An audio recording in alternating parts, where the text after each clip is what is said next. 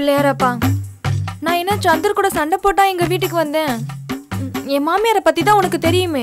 அந்த வீட்டுல நான் எப்படி இருக்க முடியும்? ஒரு பொண்டாட்டி கோச்சுக்கிட்டு அம்மா வீட்டுக்கு போயிட்டா இன்னொருத்தையே செட்டப் பண்ணிக்கலான்னு எந்த புத்தகத்துல எழுதிருக்கு?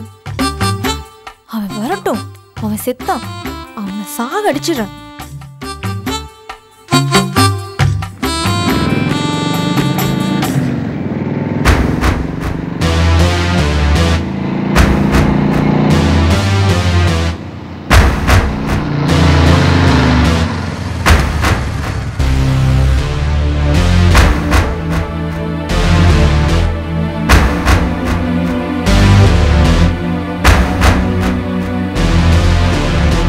ஹாய் விஜய், என்ன ரொம்ப கோவமா இருக்க போல இருக்கு? நீ எதுவும் பேசாத. யார் அந்த வசந்தி? ஃபர்ஸ்ட் அதை சொல்லு. யார் இந்த வசந்தி? போன்லயே தான் கேக்குற, நேர்லயும் தான் கேக்குற. அப்படியே ஒண்ணும் தெரியாத மாதிரி நடிக்காதடா. பார்க்கு, பீச்சு, கோவில்னு அவ கூட சுத்துறியாமே. இனிமே நான் உன்னை தனியா விட மாட்டேன். இப்பவே நீ என்ன உன் வீட்டுக்கு கூட்டிட்டு போ. ராம் சார், என் தங்கச்சிக்கு புத்தி வந்துருச்சு. அவ வீட்டுக்கு கிளம்புறதுக்கு தயாராயிட்டான்.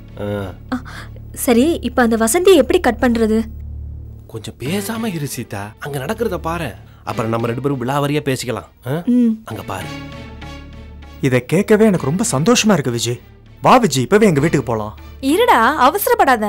ஃபர்ஸ்ட் அந்த வசந்தியை முன்னாடி அழைச்சிட்டு வா. அவளை நாக்க புடுங்குற மாதிரி நல்லா 4 கேள்வி கேட்கணும். பொண்டாட்டி புருஷனை பிரிஞ்சு கோச்சுக்கிட்டு போயிருந்தா வளைச்சு போட்டு வாழுங்களா? அவ முடிய பிடிச்சு குலுக்கி அப்படியே அவ கண்ணத்துல 2 அரை அரைஞ்சாதான் என் மனசாரும். ஐயோ, வசந்தின்னு யாருமே இல்ல விஜய். சொன்னா கேளு விஜய். விட்ட வசந்திங்கிற பேர்ல உலகத்துல யாருமே இல்லைன்னு சொல்லுவ போல இருக்கே. உன் மேல நான் உயிரே வச்சிருக்கேன்டா. உன்னை யாருக்குமே விட்டு கொடுக்க மாட்டேன். நான் உன் கூட சண்டை போட்டா பிரிஞ்சு வந்தேன். அத்தையோட நிலைமை உனக்கு என்னன்னு தெரியாதா?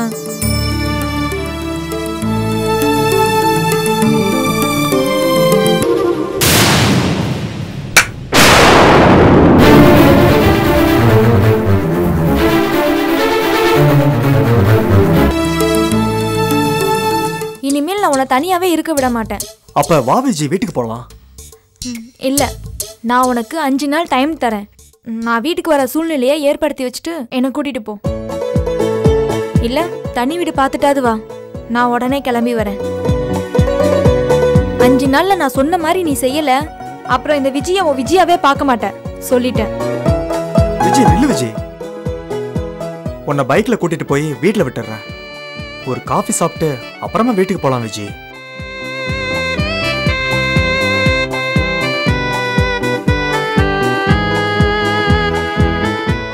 உட்கார் விஜய், போலாம். வேண்டாம், இந்த பைக்ல உட்கார மாட்டேன். இந்த பைக்ல கூட்டிட்டு தானே அவளை ஊர் சுத்தின. நான் வரமாட்டேன். இந்த நம்பர்ல இருந்து போன் பண்ணா சந்திருக்கு நான்னு தெரியாது. வா விஜய், போலாம். சொன்ன கேளு விஜய்.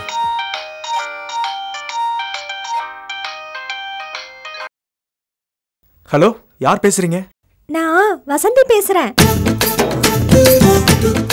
என்னது வசந்தியா? இவ்ளோ பிரச்சனை நடந்துட்டு இருக்கு, போன் பேசுறாளா அவ? இந்த போனை வச்சிட்டு தானே நீ ஆட்டம் போடுற.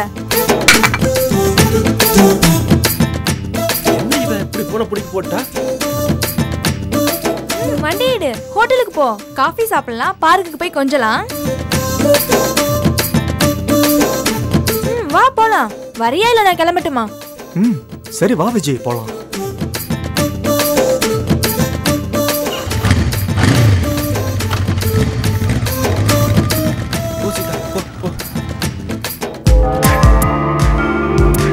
நல்ல வேலை, போனுக்கு எதுவும் ஆகல. அதை விடுங்க ராமு சார். வசந்தி பேசுறேன்னு சொல்லி நீங்க ஏன் பேசுனீங்க? எப்படி சந்துருவையும் விஜயையும் சேர்த்து வைக்கணும்னு யோசிச்சு பார்த்தேன் சீதா. ஐடியாவே கிடைக்கல. விஜி வீட்டில் இருக்கிறது நமக்கும் கொஞ்சம் இடைஞ்சலா தான் இருக்குது.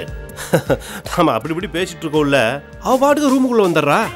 மாமா மாமான்னு வேற குழஞ்சு பேசுறா. எனக்கு கோவமா வரும். அதனால அதான் வசந்தின்னு ஒரு கதையை எடுத்து விட்டேன். என்னது கதையா? ஆமா சீதா, ஒரே இளநில 2 ஸ்டாப் போட்டு குடிச்சது விதிப்படம். இடுப்பை பார்த்து எலும்பிச்சை கலர்னு சொன்னது குசி படம். எப்படி என் மிக்சிங்கு? இனி சந்துருவை பிரிஞ்சு விஜி ஒரு நிமிஷம் கூட இருப்பா? வசந்தியான்னு கேட்டதுக்க போன எப்படி கோம தூக்கி போட்டு போறா பாத்தியா? சூப்பர் ஐடியா பண்ணீங்க Ramu sir. Criminal brain Ramu sir உங்களுக்கு. இப்படி ஒரு பிரெயின் இருந்ததுனால தான் நான் பெரிய பெரிய கேஸ்ல இருந்தாலும் ஈஸியா எஸ்கேப் ஆகுறேன். என்ன கேஸா? என்ன கேஸ்? எதுல இருந்து எஸ்கேப் ஆனீங்க? இது நம்ம கீதா குலகேச கண்டுபிடிச்சி ஆளு எஸ்கேப் ஆகாம நானும் மோகினியும் அந்த பூனைக்கண்ணு செல்வத்துக்கு லாக்கு வைக்கிறோம்ல, அத சொன்ன சீதா. என்ன சீதா யோசிக்கிற? வா வீட்டுக்கு போகலாம். இங்க பாரு, என் பைக் இங்க நிக்கிறது கூட தெரியாம 2 பேரும் சண்டை போட்டுட்டு ஓடுறாங்க. செம காமெடியா இல்ல? சரி வா வா வா போலாம். வா வா. கீதா கொலைகேஸ்ல இருந்து தப்பிச்சிட்ட மாதிரி முதல்ல பேசிட்டு அப்புறம் சமாளிக்கிறாரே ராமு சார். ஒருவேளை கீதாவை ராமு சார் தான் கொலை பண்ணிருப்பாரோ? என்ன சீதா யோசிச்சுட்டே நிக்கிற? டைம் ஆகுது, வா போலாம். வா வா வந்து உட்காரு. சீதா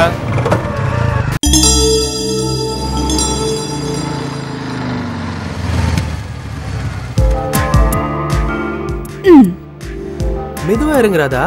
கன்சீவா இருக்கல, பார்த்து கவனமா இருக்கணும். கன்ஃபார்ம் பண்ணிக்க தானே வந்திருக்கோம். அதுக்குள்ள கன்சீவ்னு முடிவே பண்ணிட்டீங்களா?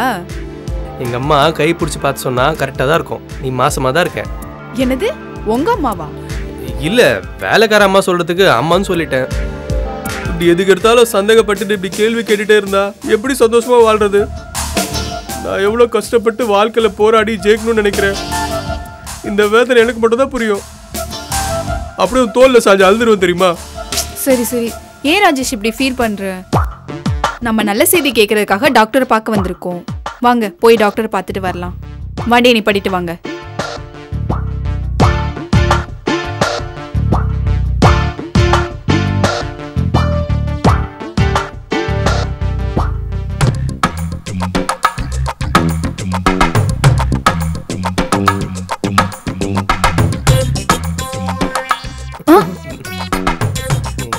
மனைவிதான் எனக்கு எல்லாமே.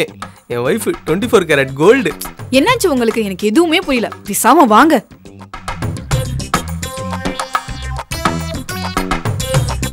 இந்த ரூம் தானே?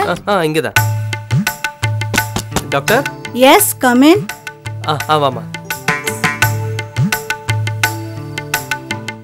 வா ராஜேஷ், உன்னை கல்யாணத்தப்ப பார்த்தது. இந்த பக்கமே நீ வரல. என்ன டாக்டர் நீங்க? ஹாஸ்பிட்டல் என்ன பிக்னிக் ஸ்பாட்டா? இல்ல கோயில அடிக்கடி வரதுக்கு? உடம்பு சரியில்லாம இருந்தானே வர முடியும். உடம்பு நல்லா இருந்தாலும் ஜெனரல் செக்கப்க்கு வரலாமே. அப்பதானே எங்களுக்கும் பொழப்பு ஓடும், வருமானம் வரும். இது ராதா, உன்னோட ஒய்ஃப் தானே? என்ன விஷயமா வந்திருக்கீங்க சொல்லுங்க. டாக்டர், திடீர்னு ராதா வாமிட் பண்ணா, அதான் கன்சீவ் ஆயிருக்கலான்னு தெரிஞ்சுக்க வந்தோம் டாக்டர். கொஞ்சம் பார்த்து சொல்லுங்க டாக்டர். அப்படி உடனேலாம் சொல்ல முடியாது. கொஞ்சம் வெயிட் பண்ணு ராஜேஷ். உன் ஒய்ஃப் முகத்தை பார்த்தா கன்சீவ் ஆன மாதிரி தான் தெரியுது. மொச பிடிக்கிறத மூஞ்ச பார்த்தா தெரியாதா? ஏன் டாக்டர், இத சொல்றதுக்கு உங்களுக்கு வேற பழமொழியே தெரியலையா? சாரிமா, கோவப்படாத. என் வீட்டுக்கார தினமும் இத சொல்லிதான் 10 வாட்டி திட்டுவேன். அதான் சட்டுன்னு வாயில வந்துருச்சு. உனக்கு நல்லாவே கோவம் வரும் போல இருக்கு. ஓ, உங்க வீட்டுக்காரரும் என்ன மாதிரி தான் கஷ்டப்படுறாரா டாக்டர்? சரி ராஜேஷ், நீ கொஞ்சம் வெளியே இரு. செக்கப் முடிச்சிட்டு நான் உனக்கு. சரிங்க டாக்டர். நர்ஸ், செக்கப்க்கு ரெடி பண்ணுங்க. Okay doctor.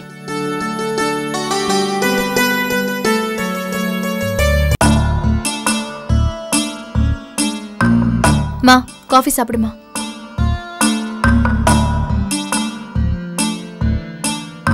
என்னம்மா நீ காலையிலயும் டிஃபன் சாப்பிடல, இப்ப காஃபியும் வாங்கி வச்சிட்ட.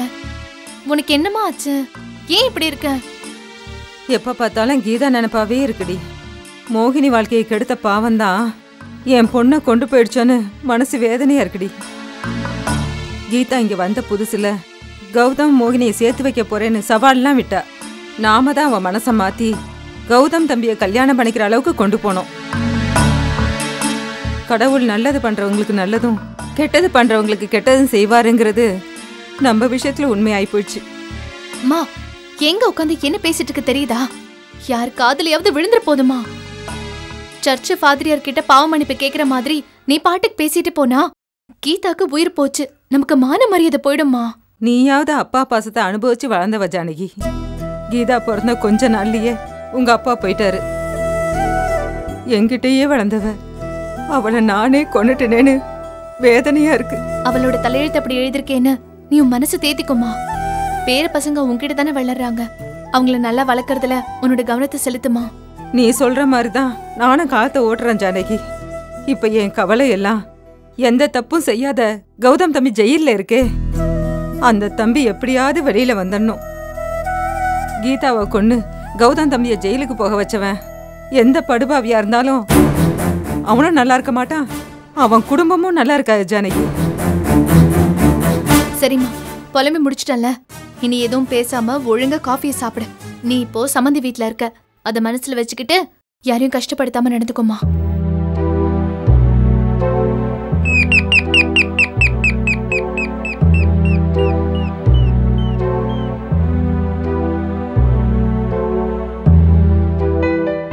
எதுக்கு காலிங் பெல் அடிச்சிட்டு வரீங்க? பழக்க தோஷம் ஜானகி, மாத்திக்க முடியல. பூங்குன்ற இன்ஸ்பெக்டரை பார்த்துட்டு வரேன். கிஷோர் தான் கீதாவை கொலை பண்ணிருக்கான், அவனை பிடிச்சி உள்ள போட முடியல. சரி, என்ன சொன்னார் இன்ஸ்பெக்டர்? கீதாவோட பிளட் குரூப்பும் கிஷோரோட ரெயின்கோட்ல இருந்த பிளட் குரூப்பும் ஒன்னா தான் இருந்திருக்கு. நான் தான் சொன்னேன்ல. இரு ஜானகி, அவசரப்படாத, முழுசா கேளு. கிஷோர் சொன்னான்ல, ஆக்சிடென்ட் ஆன ஒரு பொண்ணை காப்பாத்தினதுல அவ பிளட் குரூப்பும் இதே A1 பாசிட்டிவ் பிளட் குரூப் தான். அதனால போலீஸ் உடனே ஆக்ஷன் எடுக்க முடியல. DNA ரிப்போர்ட்டுக்காக வெயிட் பண்றாங்க. அது நாளைக்கு தான் வருதான். வேற ஏதாவது சொன்னாரா இன்ஸ்பெக்டர்? யாரா இருந்தாலும் சரி, கொலை பண்ணவன்னு ஒருத்தன் போலீஸ் கிட்ட மாட்டினாதான் எனக்கு நிம்மதி. நீங்க என்னங்க எனக்கு நிம்மதின்னு சொல்றீங்க? எல்லாருக்கும் நிம்மதின்னு சொல்லுங்க. ஆமா ஆமா ஜானகி. பூனக்கண்ணு செல்வமும் கொலை பண்ணல, கிஷோரும் கொலை பண்ணல. கீதாவை நான் தான் கொலை பண்ணிட்டேன். நான் பண்ண தப்பால தான் கீதா செத்து போயிட்டா.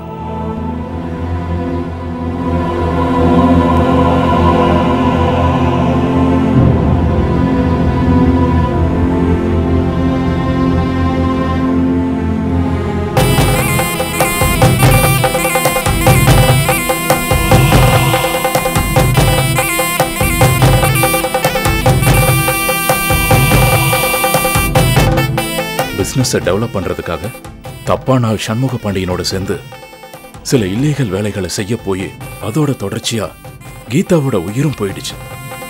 தப்பான வேலை செய்ய வந்தவங்கிட்ட கௌதம் மோகினி பிரிஞ்சிருக்காங்க அப்படி இப்படின்னு என் குடும்ப விஷயத்த சொன்னேன். அது எவ்வளவு பெரிய தப்பு. அது இப்ப விபரீதத்துல வந்து முடிஞ்சிருச்சு.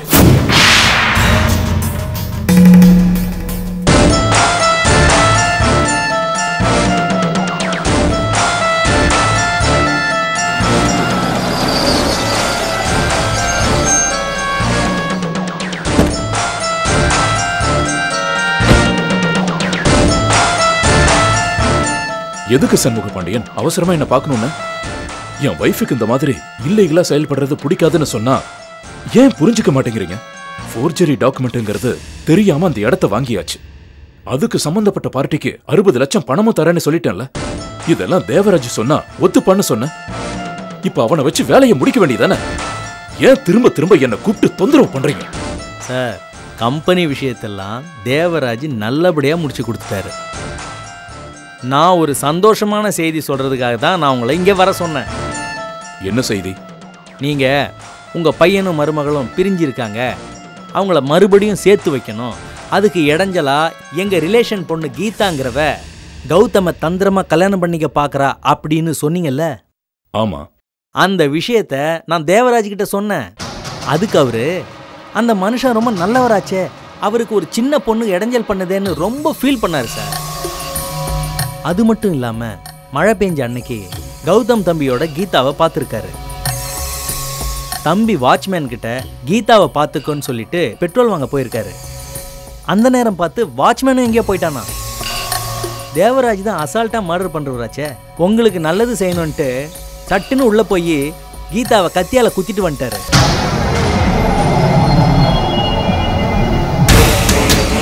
அட பாவிங்களா, என்னைய இப்படி பண்ணிருக்கீங்க? நான் உங்களை கொல்ல சொன்னா?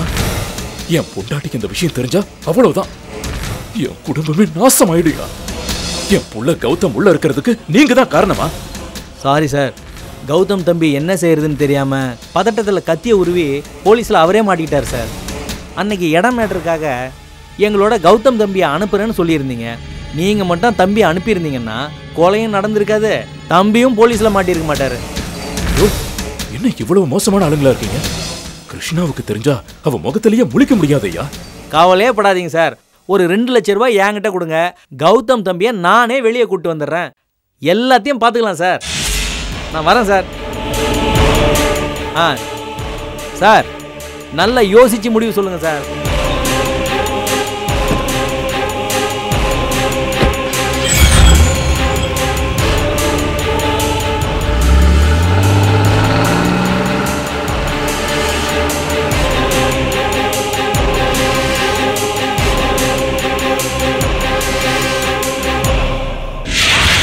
கௌதம், உன்னை நான் எப்படியாவது வெளியில கொண்டு வரணும்டா. அப்பா தப்பு பண்ணிட்டா.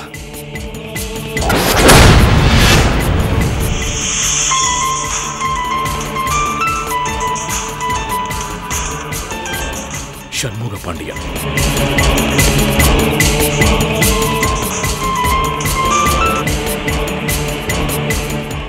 இப்பதான் உன்னை பத்தி நினைச்சேன், நீயே போன் பண்ணிட்ட.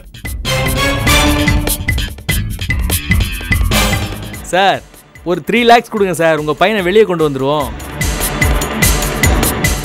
அதெல்லாம் ஒரு மண்ணாங்கட்டியும் தர முடியாது. தேவராஜா போலீஸ் கிட்ட போய் கீதாவை கொலை பண்ணது நான் தானே சரண்டர் ஆக சொல்லு. என்ன சார் இப்படி பேசுறீங்க? இப்பதான் உங்க கம்பெனி விஷயத்துக்காக போலீஸ் கையில மாட்டி வெளியில வந்திருக்காரு. எப்படி சார் உடனே போய் போலீஸ்ல சரண்டர் ஆவாரு? நிலைமை புரியாம பேசாதீங்க சார். கீதாவை தேவராஜ் தான் கொலை பண்ணான். அப்பாவியான என் பையன் எதுக்கு ஜெயில இருக்கணும்? நான் எதுவும் சொல்லாமலேயே உங்க இஷ்டத்துக்கு கொலை பண்ணிருக்கீங்க. உங்களை எப்படியா சும்மா விட முடியும்?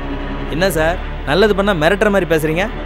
தேவராஜ் நேரா போய் போலீஸ்ல சரண்டர் ஆகி நீங்க தான் கொலை பண்ண சொன்னீங்கன்னு சொன்னாருன்னு வச்சுக்கோங்க, உங்க கதை அவ்வளவுதான். நீங்க பேங்க்ல இருந்து பணம் எடுத்து 2 லட்சம் ரூபாய் கொடுத்தீங்க பாருங்க, அது தேவராஜ் கையில தான் இருக்கு. அந்த ஆதாரம் ஒண்ணு போதும் போலீஸ் வந்து உங்க கையில விலங்கு மாட்டுறதுக்கு. என்னையா இவ்வளவு மோசமா இருக்கீங்க? நாங்க நல்லவங்களா கெட்டவங்களான்னு எங்களுக்கே தெரியாது சார். ஆனா எங்களை நம்புறவங்களுக்காக உயிரை கொடுப்போம் சார், உயிரையும் எடுப்போம் சார். நம்பிக்கை துரோகம் பண்ண மாட்டோம் சார். நம்ப வச்சு நைஸா கழுத்தா இருக்கவும் மாட்டோம். அவசரப்பட்டு போலீஸுக்கு போயிடாதீங்க சார். நாளைக்கு 10 மணிக்கு நேரில் வாங்க சார், பேசிக்கலாம். நான் போனை வச்சிடறேன் sir. Hello hello hello, Shanmuga Pandian.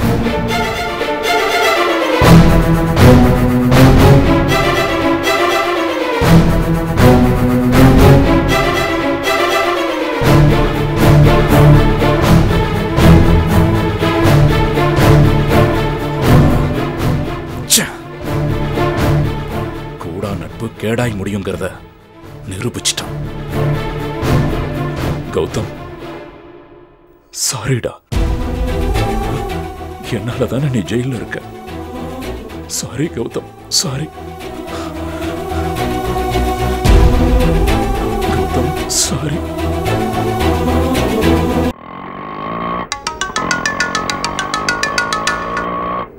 Hello மோகினி, நான் தான் மங்களம் பேசுறேன். நீ எங்க இருக்க? என்ன விஷயம்க்கா? நாட்டுல வந்துட்டு இருக்கேன். உடனே நீ வீட்டுக்கு வா மோகினி, மாமி பாவம். ஏன் என்னாச்சுக்கா? நான் வீட்டுக்கு பக்கத்துல தான் வந்துட்டு இருக்கேன். அப்ப நீ வந்துரு, நேர்ல பேசலாம். ஏன் மங்கள அக்கா இவ்ளோ பதட்டமா பேசுறாங்க? அண்ணே கொஞ்சம் சீக்கிரமா போங்களேன். சரிம்மா.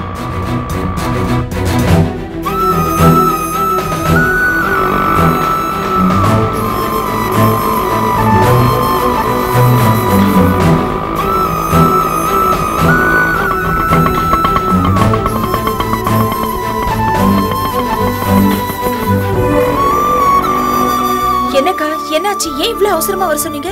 ஒரு நிமிஷம் வா மோகினி.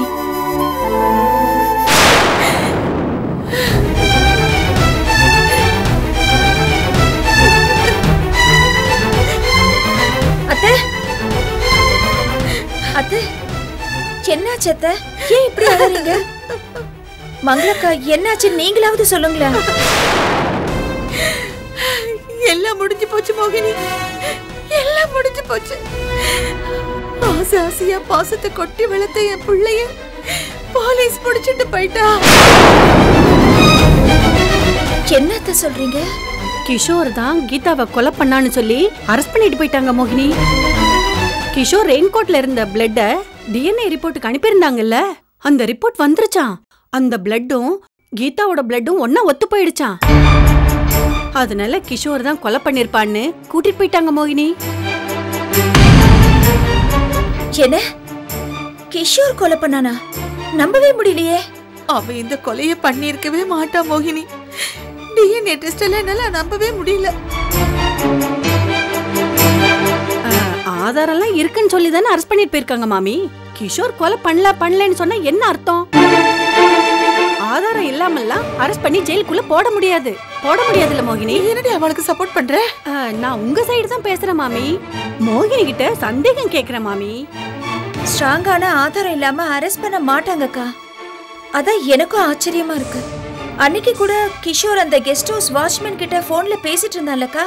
ஆமா மோகினி. ஐயோ அத்தை, புள்ளையரப்பா, என்னப்பா இது சோதனை? என் புள்ள கொலை பண்ணிருக்க கூடாது, என் புள்ள கொலை பண்ணிருக்க கூடாது. அவ கொலை பண்ணலன்னு சொல்லி எப்படியாவது உனக்கு விடுதலை வாங்கி கொடுத்துருப்பா, விடுதலை வாங்கி கொடுத்துரு.